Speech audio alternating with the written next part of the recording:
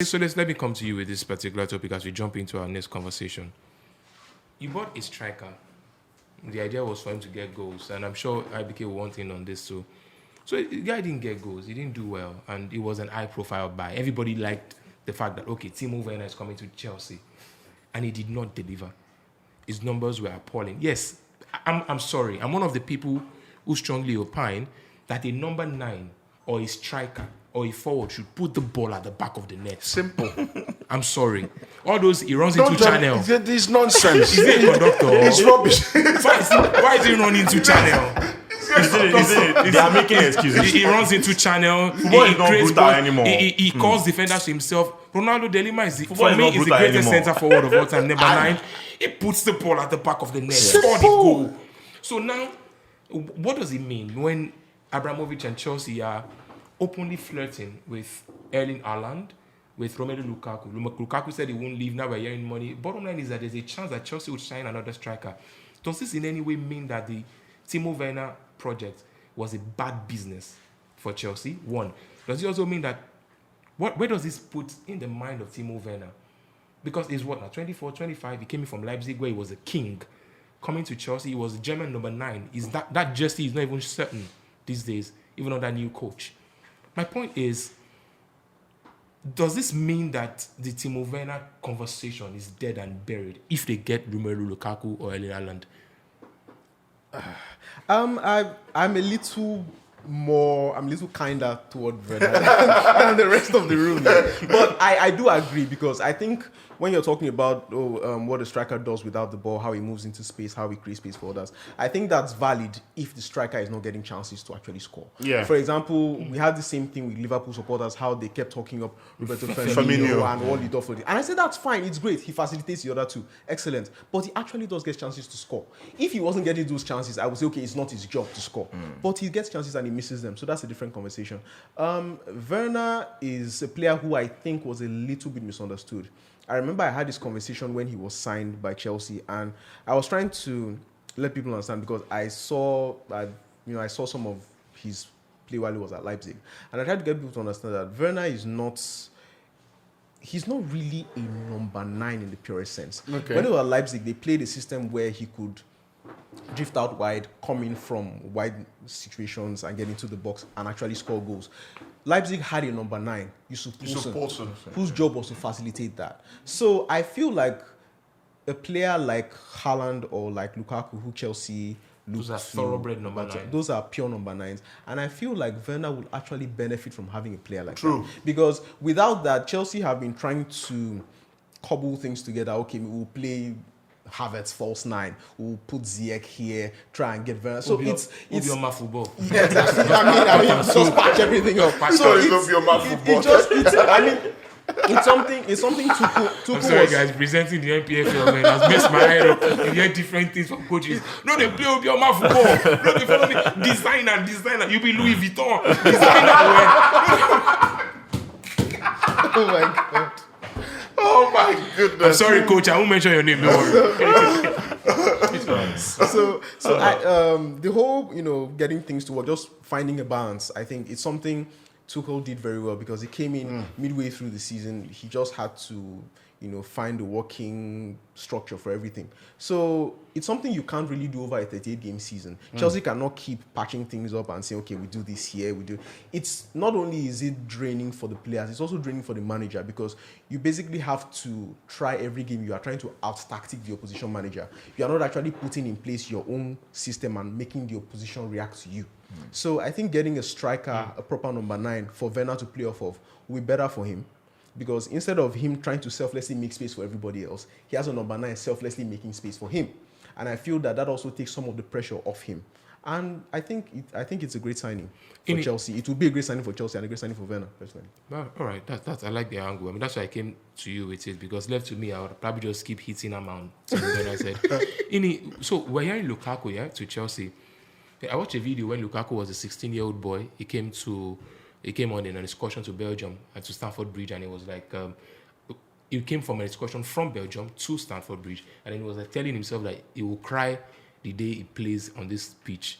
He was 16. And of course, journey of football has taken him around everywhere. Manchester United, Inter Milan these days.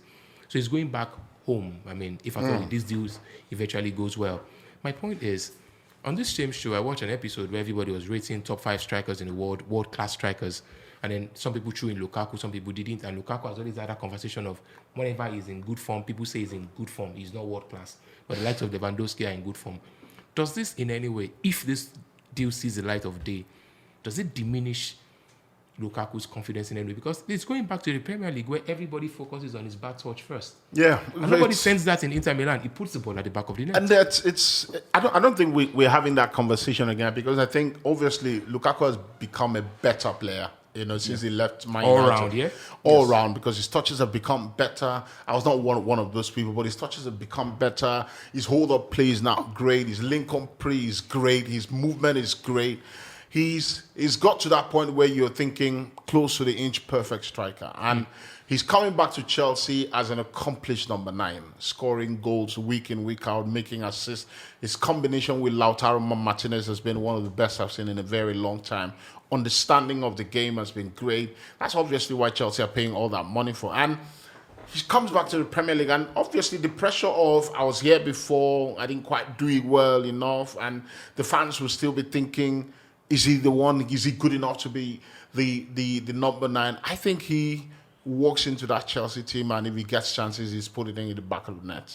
Because what you want is a striker who is 4 out of 5. If he gets 5 chances, what does he do with it? And I think I've seen Lukaku over the years. I watched a lot of the Italian Serie A last season, and every time Lukaku is inside the 18-yard box, what he wants to do is just put it in the net. Yeah, and he's become so lethal in front of goal that you can put him in that Lewandowski conversation. But my worry for Lukaku at Chelsea would be the fact that he's going into a team that creates very little. Under Tuchel, I think Chelsea create very little. They don't create as many chances as big teams should do with the quality of players around, because Tuchel likes to be very solid. He gives very little away and helps defensively. But offensively, if you're playing in the Champions League final, I mean, Man City were not on their game. And that does not happen all the time. That's a one-off game. That's why I still don't think Chelsea can win the title. Okay. Except there's something different that they are going to bring in terms of the style of play, the tweak in the formation, because Chelsea just look like a solid team who we're going to hit you on the counter, or we're going to create 1 or 2 chances. You can't keep doing that all 38 and you can't do that for 38 games. So, please hold on. I want to come to, because this issue will take like the whole day. This Chelsea issue on because Soles is raring to go. But let's just, for the sake of time, let's move away from that conversation. Let's assume everything we said on Lukaku and Chelsea, wishing them all the very best in their own business, because they're not cuckoo giving us any money. Yeah. So let's talk about Aston Villa, guys. Have you been guys impressed about how they've gone through their business? Aston Villa want to win the title. I don't know what they want. They got the Bruno. I don't know what Aston Villa want. They went to get the Bruno Fernandes of the championship in Emiliano Buendia. He does everything in the championship for them. They've got Ashley Young, homeboy coming back home, who I think is just a mercenary, by the way. Twanzebe on loan. And then the way they went like a thief in the night to go get Danny Ings. Let me come to you with that, Abike. What will be with all this signing, and with the fact that they didn't wait for a Jack Grealish money to get this done, Solis, what do you think? Leave that thing. They were expecting their money. They've been expecting their money since. They said we spend this. They came to Arsenal wanting to sign Emil Smith. I said, where the Aston Villa chairman? Please, we should probe him. But where did he get money from? But IBK, what do you think will be success for Aston Villa this season with all the signings? Let me just start with what Messi said about Emiliano Martinez during the Copa America. Messi said, every small thing you want to put Barcelona. I don't put Barcelona. I don't like to answer question. Just die like that.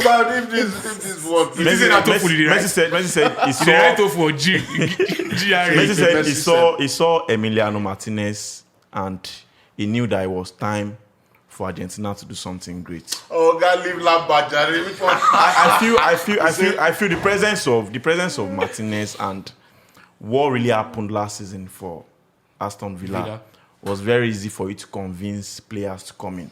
Because let's not lie, a club that is not getting the project right, it's very difficult for you to convince players like Buendia, players like Leon Bailey, Danny Ings to come in and do something. So a lot of people want to parley with success, and that's what is happening with Aston Villa. Yes, this guy left as the assistant coach. What's his name? John Terry. But I still feel that Aston Villa, with what they've got, they might be losing their best player in recent years. But if you have Buendia, if you have Leon Bailey, if you have a solid keeper and very good defensive player in Konsa, this guy, I feel Tyrone Mings. Say his name, Tyrone Mings. Tyrone Mings. Okay. I still believe that Aston Villa should be able to maybe finish top 7 this season in the Premier League. Ooh, I think top 7 is You mentioned top something top earlier, 7 guys. will be asking for too much. Yeah. I don't think so. I think at all. Well, I get where you're coming from. Hold because on. they've lost- Let me count teams before you put Aston Villa. Man City, Man United, Chelsea, Liverpool, Arsenal, Tottenham, Everton. I mean, I'm talking teams that finish above them, finish above Aston Villa, Everton. So that's about 8 teams. Yeah. So I think based on the amount of investment that has gone into that team, Aston Villa really need to be targeting a European finish. Okay. Because Yes, of course you. thank God there's a European Conference League. Even that would be a good step for them. Really, I think even that they would embrace that as They need progress. European football now, at this point, yes. Yes, they would embrace that as progress, I think, Yeah. because you can see this is a team that's very ambitious. They are losing their best player in Jack Grealish, and they are smart enough to know that it's not as easy as going to plug a new person in. True. They brought Buendia, who is a high volume creator, Exactly, a high volume carrier, a high volume passer. But they're adding other, but they brought Leon Bailey from Bayer Leverkusen. Now we're hearing Cantwell might come in as well. They brought in Danny Ings. So listen, if that Leon Bailey boy wasn't a footballer, he's a sprinter. Yeah. That boy can rapid. run. Yeah, can run. Brilliant That boy left can foot. run. So I He's think from Jamaica, right? Yeah, Jamaica. So there you go. There you go. That makes sense. so I think this is a team that's doing very smart business. Yeah. And once you see a process like that that's smart, it invariably leads to smart results. True. On the pitch. So all the teams that finished above them, Everton have arguably gone backward because they have the new manager now. Yeah, true. Who has not really made any real signings since he got in to transform the team. Arsenal are Arsenal.